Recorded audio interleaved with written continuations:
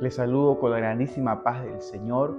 Que la misericordia y la gracia llegue a su casa, al lugar donde usted se encuentra, donde usted está. Hoy vamos a leer el libro de los Hechos, del capítulo 16, del versículo 25 al 31.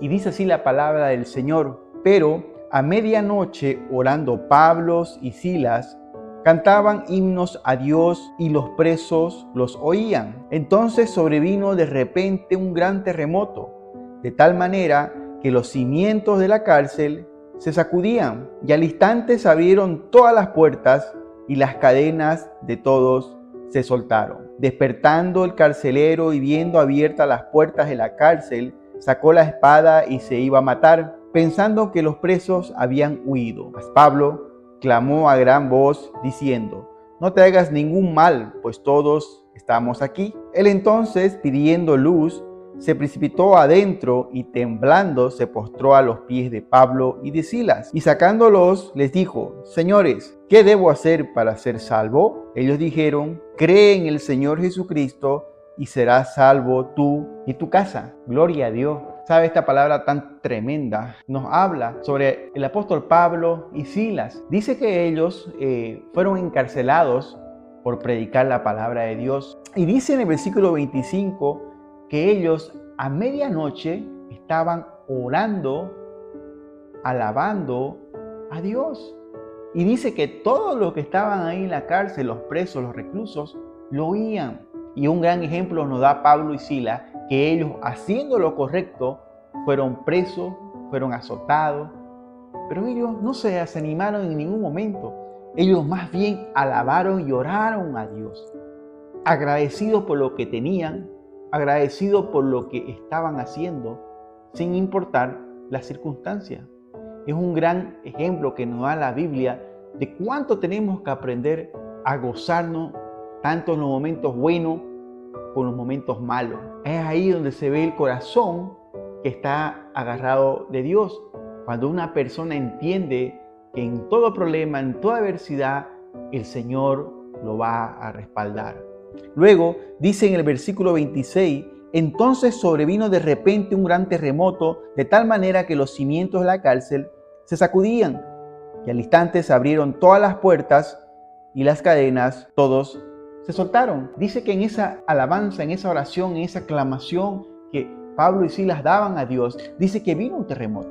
Pero este terremoto fue sobrenatural, porque si usted lee, solamente dice que se movió el piso, los cimientos, y específicamente se abrieron las puertas y se soltaron las cadenas. Pablo pudo decir sencillamente: soy libre, vamos, huyamos. Esto es un milagro que Dios ha hecho, que salgamos, nos ha dado las puertas abiertas.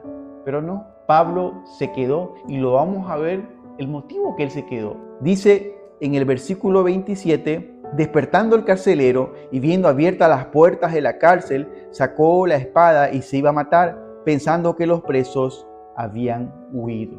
En la ley romana, la ley en esos tiempos, decía que si un carcelero, un encargado que estaba a los presos, huían o escapaban, pagaba las consecuencias el carcelero, el que era responsable. Entonces él, tras que despertó por el terremoto, por la bulla, vio que todo estaba abierto, que las cadenas, las puertas sueltas.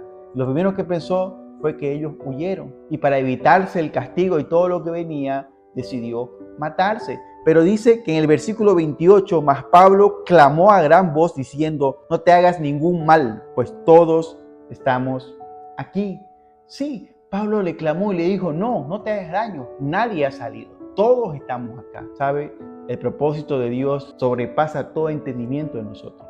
Como le decía, los presos, Pablo y todas las compañías pudieron salirse. Pablo pudo decir: esto es un milagro sobrenatural que nos está abriendo las puertas para que escapemos. Pero Pablo entendió que había algo más grande por encima de escapar, sino mostrarle la misericordia y la gracia de nuestro Señor Jesucristo para que esa familia sea salva. Y lo vamos a ver más allá. En el versículo 30, y sacándolos, les dijo: señores, ¿qué debo hacer para ser salvo? ¿Sabe qué? Pablo le dio el mejor testimonio a ese carcelero. Él no huyó, él se quedó, porque él entendió que Dios tenía algo preparado para la vida de ese hombre. Y ese hombre, lo que vio en esos varones fue un testimonio y una fidelidad que no se encontraba en ningún lado.